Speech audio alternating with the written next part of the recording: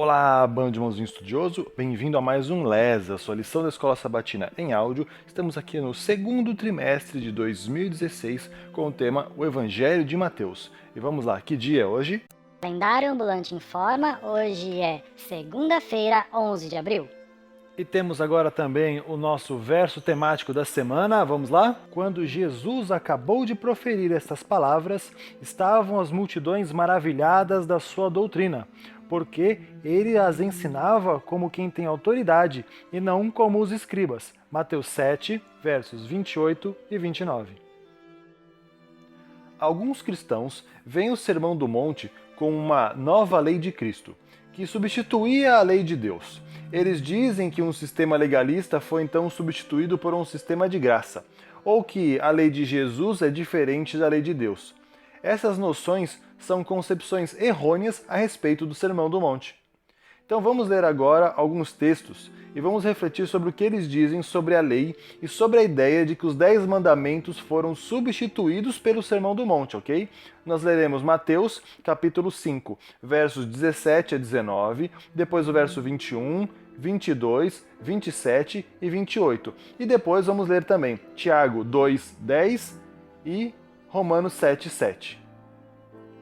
Mateus, capítulo 5, versos 17, 18, 19, 21, 22, 27 e 28. Não pensem que vim abolir a lei ou os profetas. Não vim abolir, mas cumprir. Digo-lhes a verdade, enquanto existirem céus e terra, de forma alguma desaparecerá a lei, a menor letra ou o menor traço, até que tudo se cumpra. Todo aquele que desobedecer a um desses mandamentos, ainda que dos menores, e ensinar os outros a fazerem o mesmo, será chamado menor no reino dos céus. Mas todo aquele que praticar e ensinar esses mandamentos, será chamado grande no reino dos céus. Vocês ouviram o que foi dito aos seus antepassados: não matarás, e quem matar estará sujeito a julgamento. Mas eu lhes digo que qualquer que se irar contra o seu irmão estará sujeito a julgamento.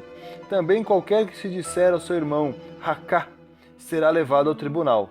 E qualquer que disser louco, corre risco de ir para o fogo do inferno. Vocês ouviram o que foi dito: não adulterarás. Mas eu lhes digo, qualquer que olhar para uma mulher e desejá-la, já cometeu adultério com ela no seu coração. Tiago, capítulo 2, verso 10. Pois quem obedece a toda a lei, mas tropeça em apenas um ponto, torna-se culpado de quebrá-la inteiramente. Romanos, capítulo 7, verso 7. Que diremos então? A lei é pecado? De maneira nenhuma. De fato, eu não saberia o que é pecado a não ser por meio da lei. Pois, na realidade, eu não saberia o que é cobiça se não dissesse, não cobiçarás. Realmente, nessas passagens, a gente não consegue, eu pessoalmente não consigo enxergar como Deus pode ali, Jesus está simplesmente dizendo que a lei não vale mais. Porque ele cita realmente assim, você sabe que não deve matar ninguém, como os seus antepassados já sabiam, já ouviram isso. Só que eu digo que é mais difícil ainda, você não pode odiar, você não pode querer que alguém morra, senão você já está ocupado por homicídio sem ter cometido diretamente o homicídio. Então quer dizer, você também tem o adultério, você não pode olhar para uma mulher, sendo que você não tem direitos, né, sobre ela, de forma impura para ela, porque ela não é tua esposa. Então quer dizer, é mais difícil, né, mais restritivo, porque agora você sai do âmbito do público, certo? Daquilo que era visível por todos, você vai para o âmbito pessoal. Ou seja, eu enxergo ali Jesus trazendo aquilo que as pessoas enxergavam a lei, que as pessoas tinham colocado aquilo mais como uma lei social, uma lei política, para uma lei pessoal, que é o que deveria ter sido o tempo todo, das pessoas se arrependendo por, eu quase matei alguém, nossa, que coisa horrível. E não assim, eu não matei ninguém, então tá tudo bem, eu posso odiar quem eu quiser. E depois, de novo, você tem ali no Novo Testamento também, em Tiago, em Romanos, falando que, poxa, como é que a gente conseguiria entender que as coisas são ruins? Só porque a lei diz. Então, como você vai invalidar a lei? O problema é que as pessoas pensavam, de forma errada, que a lei, o fato da lei meramente ser cumprida, ou socialmente cumprida, as aparências, estava tudo bom, mas pessoalmente as pessoas eram ruins por dentro e não as praticavam no seu íntimo. Jesus estava aparentemente tentando transportar essa ideia externa, dessa lei aparente, para uma lei interna, que é invisível, que você tem que fazer isso pessoalmente todos os dias para se manter nela. Craig S. Neer escreveu: a maioria dos judeus entendia os mandamentos no contexto da graça, em vista das exigências de Jesus quanto uma prática maior da graça. Ele, sem dúvida, apresentava as exigências do reino à luz da graça.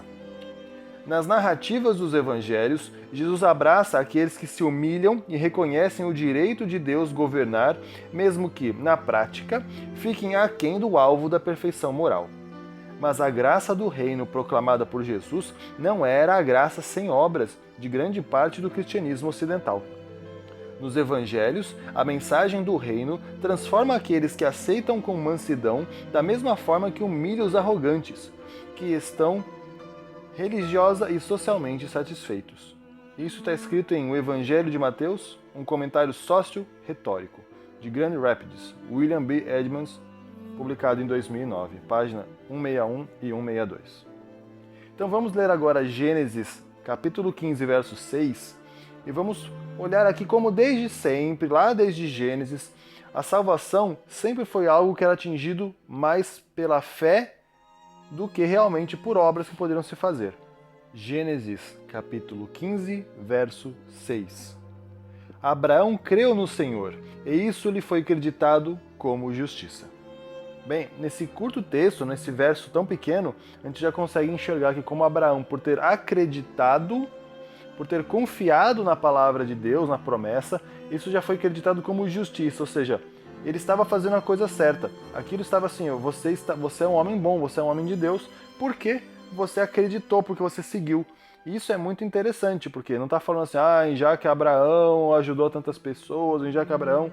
Não, meramente o fato de ter acreditado e seguido já foi imputado a ele como algo de justiça, algo de que merecesse destaque. A fé de Jesus Cristo não era nova. Era a mesma fé que houve desde a queda da humanidade. O Sermão do Monte não foi a substituição da salvação por meio das obras pela salvação através da graça. A salvação sempre foi pela graça. Os filhos de Israel foram salvos pela graça no Mar Vermelho, antes que fossem solicitados a obedecer no Sinai. Bem, pessoal, esse foi o nosso estudo de hoje. Estamos aqui vendo se a lei foi abolida ou não. Bem, a gente agora já estudou isso, quero que você tire suas próprias conclusões. E não se esqueça de fazer o ano bíblico. Estamos em 1 Reis, capítulo 3 e 4, ok? 1 Reis 3 e 4. Uma boa leitura para você, um bom estudo e até amanhã para a gente continuar a nossa semana. Abraço!